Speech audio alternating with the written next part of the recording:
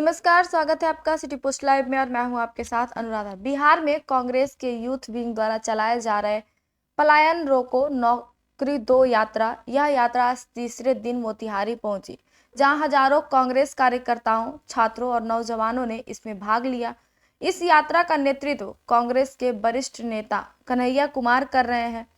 आज मोतिहारी में जिला कांग्रेस कमेटी के कार्यालय से यात्रा की शुरुआत हुई और हजारों कार्यकर्ताओं ने ढाका की ओर कूच किया।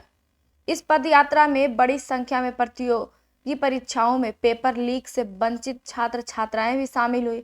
हालांकि इस यात्रा के दौरान कन्हैया कुमार ने मीडिया और पत्रकारों से दूरी बनाए रखी।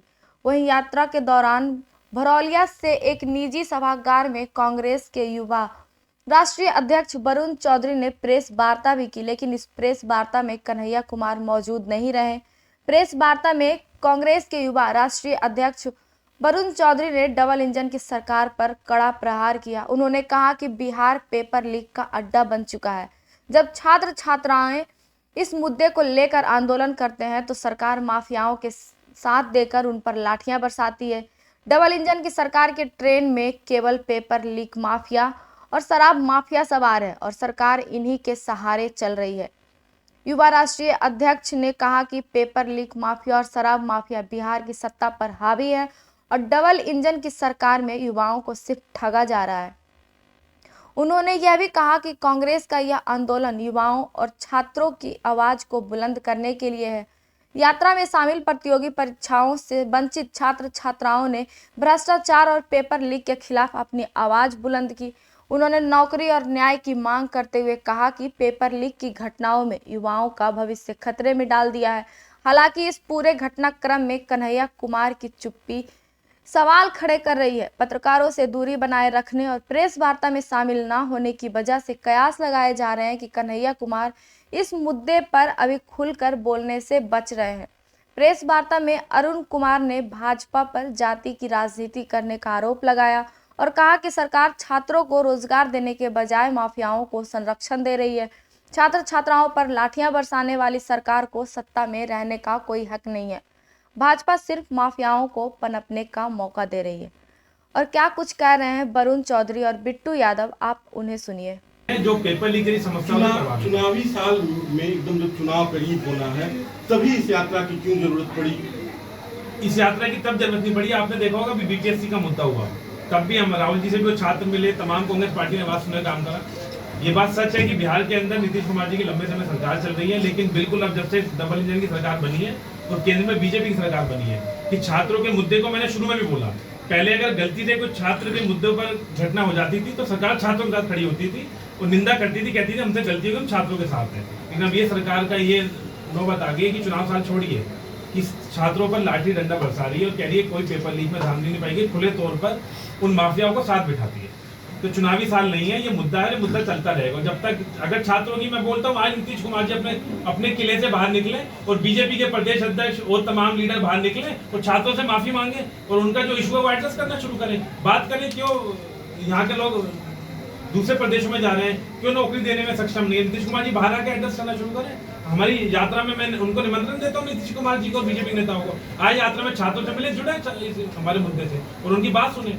अगर बात नहीं सुनेंगे तो हमें यात्रा में निकालनी पड़ेगी और छात्रों की आवाज बढ़ना पड़ेगा। पेंडिंग भर्ती के तमाम छात्र चल रहे हैं जो उनको सारा कुछ नौकरी नहीं मिली, उन पर क्या है स्टैंड? देखिए, लगभग 1.5 लाख छात्र थे जिनके सारी सिस्टम पूरा हो गया था, उन्होंने मेडिकल एग्जाम दे दिया, फिजिकल फिटनेस पास कर दिया। कई छात्र हैं जिन्होंने 8-8, 10-10 साल मेहनत करी सेंट्रल देने के लिए। आप सोचिए जब पता लगे कि 60-70 छात्र हैं जिन्होंने आत्महत्या कर ली, क्यों पेंडिंग भर्ती वाले छात्रों ने आत्महत्या तक कर ली कि अब तो हमारा दर्द सुन लो।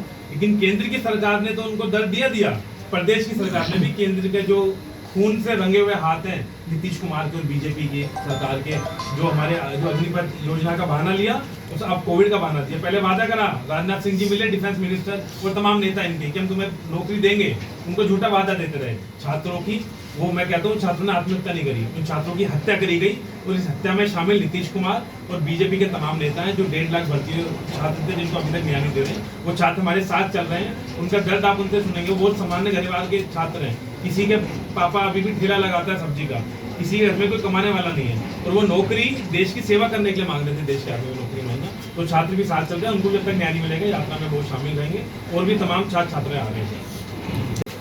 हमारे जो एक्स मिनिस्टर हैं वो भी साथ हैं, अवधेश जी, गरीबदास साथ हैं और साथी लोग साथ हैं।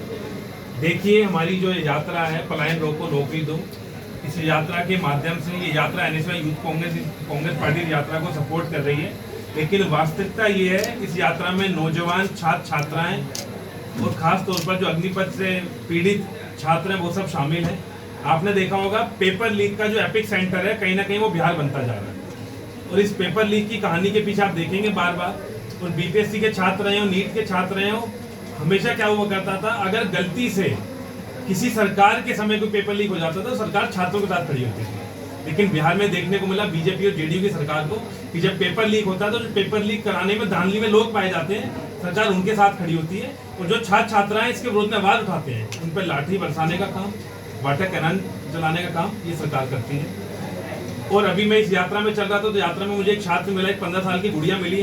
मैंने उससे पूछा आप क्या बनना चाहते हो?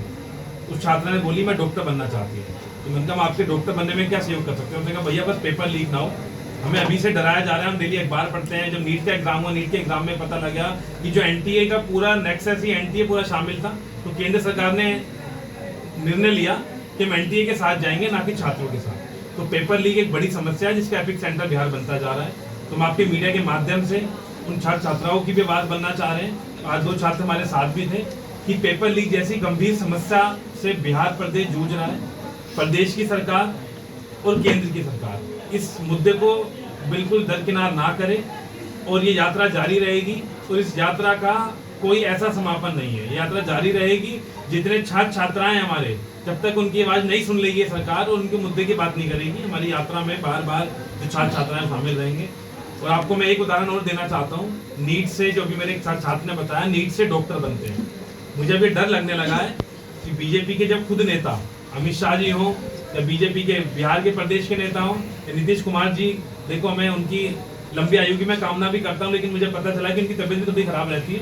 तो नीतीश कुमार जी को भी डरना चाहिए, वरना वो अस्पताल में जब जाएंगे तो पूछा करेंगे कि नीट के कौन से बैच के आप डॉक्टर हो। इतना डर लगेगा क्योंकि नीट के पेपर में जब धांधली पाई जा रही है तो अस्पताल में जाते वक्त ये सरकार के खुद के लोग पहले बैच पूछा करेंगे डॉक्टरों से कि कौन से बैच वाले, लेकिन उन्होंने जब पेपर लीक करवाया है तो उनको पता है कौन से बैच का पेपर ज्यादा लीक हुआ है। तो जो डॉक्टर बनेगा पेपर लीक होगा तो कैसे डॉक्टर होगा? आप लोग खुद होंगे, अपने परिवार के लोग जब इनके जाएंगे अस्पताल में तो बैच पूछना पड़ेगा। ये हालत आज की डेट में हो गई है। और बिहार का एक बड़ा हिस्सा युवा छात्र हमेशा से ही मेडिकल एजुकेशन की तरफ ज्यादा प्रभाव रहा है। और देश में जितने प्रसिद्ध डॉक्टर हैं, मैं खुले तौर पर एक घर से भी कहना चाहूंगा कि देश के अगर 10 से 15 जो देश के बड़े डॉक्टर होंगे, मैं मानूंगा उसमें से 70% डॉक्टर बिहार से होंगे।